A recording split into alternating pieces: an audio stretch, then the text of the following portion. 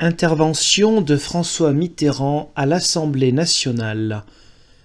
Dans le journal officiel, première séance du 1er juin 1958. Une demande d'investiture vient d'être formulée.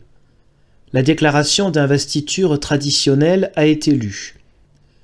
Les parlementaires qui sont ici sont-ils en mesure d'apprécier ce qu'ils veulent pour demain, d'après ce qui leur fut dit tout à l'heure? Sans doute, plusieurs d'entre nous ont-ils eu l'occasion ou le privilège de rencontrer, au nom de leur groupe politique, le général de Gaulle dans la journée d'hier. Ils ont donc quelques indications supplémentaires, pas tellement, qui leur permettent de déterminer leur vote. Il reste que si l'on s'en tient à ce qui nous fut donné, et qui doit nous permettre de nous prononcer sur le contrat qui liera le futur chef du gouvernement et l'Assemblée nationale, les éléments dont nous disposons sont assez minces. La déclaration d'investiture comporte une condamnation éloquente comme toujours, précise comme toujours, sévère comme toujours, du système qui prend fin aujourd'hui, bien que continué dans le nouveau système par ses hommes les plus représentatifs. Cependant, on était en droit d'attendre et de connaître l'opinion du président du Conseil pressenti sur des événements récents dont on pourrait croire qu'ils n'ont pas existé. On entend des cris à l'extrême droite de l'Assemblée. C'est M. Berthomier, il est revenu, c'est son jour. Il sait bien que le voyage manqué sera plus facile demain qu'hier. Sur quel texte donc se prononcer? Je suis de ceux qui désireraient entendre l'opinion du président du Conseil désigné. Sur les faits qui ont fixé l'orientation de la crise, je veux parler des événements d'Algérie.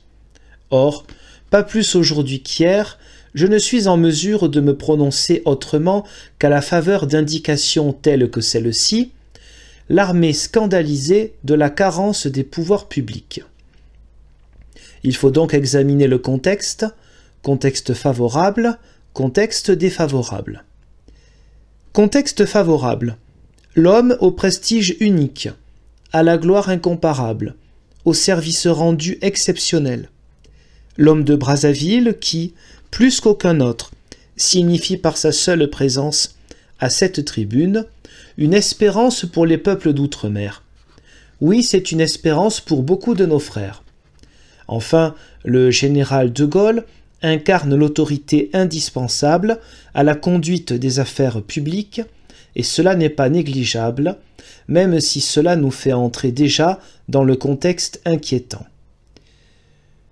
Je ne doute pas, en tout cas, que le contexte favorable amènera certains de nos collègues à déposer dans l'urne un bulletin blanc.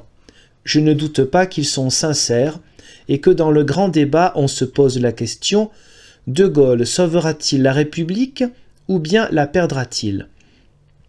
Que ce soit le même souci patriotique qui commande leur réponse. Contexte inquiétant. La réforme de la Constitution. Les indications fournies ne nous renseignent pas. Je n'en connais que les grandes lignes.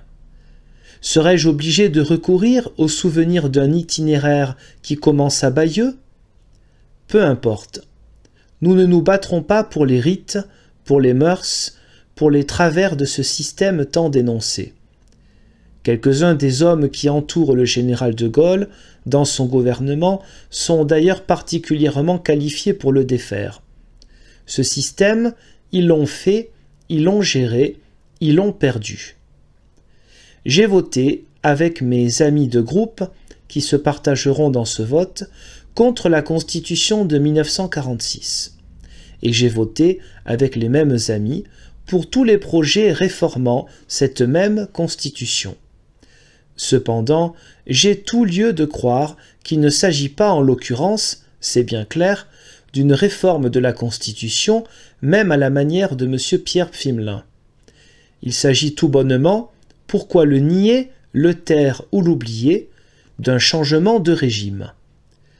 Le contexte favorable, il appartient à un certain nombre d'entre vous qui se prononceront pour, de l'exposer entièrement. Pour moi, je voudrais dire ma principale objection. Lorsque, le 10 septembre 1944, le général de Gaulle s'est présenté devant l'Assemblée consultative, issue des combats de l'extérieur ou de la résistance, il avait auprès de lui 2 compagnons qui s'appelaient l'honneur et la patrie. Ces compagnons d'aujourd'hui, qui n'a sans doute pas choisi, mais qui l'ont suivi jusqu'ici, se nomment le coup de force et la sédition. La présence du général de Gaulle signifie, même malgré lui, que désormais les minorités violentes pourront impunément et victorieusement partir à l'assaut de la démocratie. Je dénonce ici, cependant, je ne suis pas le premier à le faire et je persévérerai, le complot minutieusement mis en place et dont les ramifications, parties d'Alger, sont remontées jusqu'à Paris, jusque dans l'entourage des hauts personnages de l'État, jusque dans les palais officiels. C'est l'état-major de l'armée qui opère les mutations utiles de la conjuration. Je dirai lesquelles si c'est nécessaire.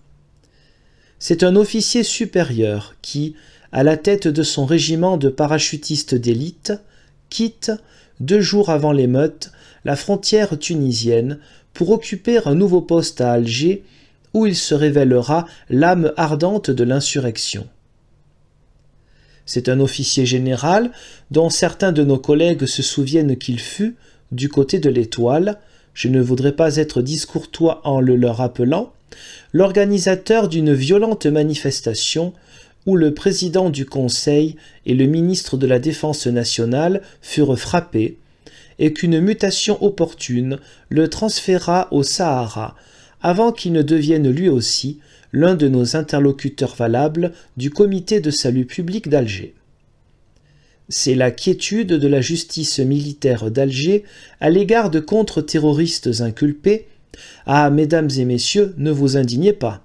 De 18 assassinats et dont la dernière victime fut le chef d'état-major du général Salan. 2 d'entre eux se trouvent aujourd'hui parmi ces nouveaux interlocuteurs valables des comités de salut public. C'est le grouillement des conjurations qui s'entremêlent, s'associent, parfois se contrarient. C'est un conseiller municipal de Saint-Étienne qui part, débarque et soudain se révèle aux populations algériennes comme leur porte-parole. Cherchons un peu les itinéraires de tous ceux qui sont prévenus si habilement, sans que s'en aperçoivent, semble-t-il, les pouvoirs publics responsables, et qui rejoignent à l'heure dite le poste fixé pour la machination. Le coup de force, on veut le nier. Cependant, le soir du 13 mai, alors que le président d'un grand parti, le Mouvement républicain populaire, était appelé par Monsieur le Président de la République à former le gouvernement, l'émeute gronde à Alger. Ah, peut-on penser, l'ordre régnera quand même puisque les forces armées sont là. Contre quoi? Contre qui cette émeute?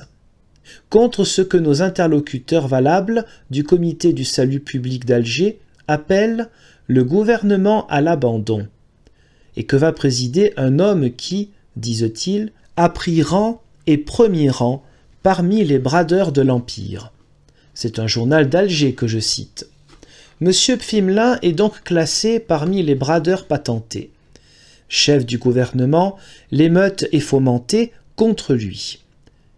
Il ne faut pas qu'il soit désigné, investi, reconnu par la représentation nationale. On profitera ensuite du désordre et de l'absence du pouvoir à Paris. Mais la représentation nationale, de la droite à la gauche, dans un réflexe de dignité et de respect, désigne ce chef du gouvernement. Alors l'accusation durcit. Ce gouvernement de l'abandon, on ne le reconnaît pas, on ira jusqu'au bout. Tels sont les termes des motions votées par nos interlocuteurs valables, dont le porte-parole est, le 14 mai, à 5 heures du matin, le général Massu. On ira jusqu'au bout. Un peu plus tard, au cours de la même journée, on ira jusqu'à la victoire. Il ne s'agit pas d'ailleurs, en la circonstance, de la victoire pour laquelle on se trouve sur le sol algérien, c'est-à-dire la victoire contre le Fellaga. Il s'agit bien, je pense que personne ne s'y est trompé, de la victoire contre l'État. Je tiens à votre disposition les textes votés par le Comité de salut public d'Alger, dans lesquels les paroles que je viens de citer figurent en toutes lettres. Je ne ferai que mentionner la promesse de défiler bientôt sur les Champs-Élysées. Je pense que cela concernera le nouveau ministre de l'Intérieur qui réglera ce problème. J'évoquerai brièvement la motion de nos interlocuteurs valables qui vise, quoi donc? Rien de moins que la souveraineté populaire. Je lis « Le comité de l'Algérie et du Sahara dirige les comités de salut public qui représentent la souveraineté populaire. Dépositaires de la souveraineté populaire, les comités de salut public se font un devoir sacré de veiller à ce que, dans aucun domaine, la volonté, l'aspiration du peuple souverain ne soit pas déviée de leur but par les pouvoirs établis. » Ce texte est signé Salan, il date du 23 mai. Alors que nous hésitons, nous, à aller au-delà d'une modeste levée d'immunité parlementaire concernant un de nos collègues, leur choix, à eux, était déjà fait. La levée d'immunité parlementaire de l'Assemblée nationale était décidée. La souveraineté populaire, à qui appartient-elle donc? Il me semblait que l'Assemblée nationale, quels que soient ses torts dans l'aventure, continuait de représenter ce qu'on a coutume de nommer la légitimité. La sédition, certains d'entre vous continuent de protester. N'est-ce pas l'occupation de la Corse? Et si l'on suppose que l'occupation de la Corse est le fait de quelques aventuriers qui ont des comptes à régler sur place, alors pourquoi nommer un gouverneur civil et militaire? Et pourquoi envoyer les délégués du comité de salut public d'Alger prendre possession de ce département de la métropole pour qu'ils y fassent connaître qu'ils iront jusqu'au bout, jusqu'à la victoire, jusqu'ici?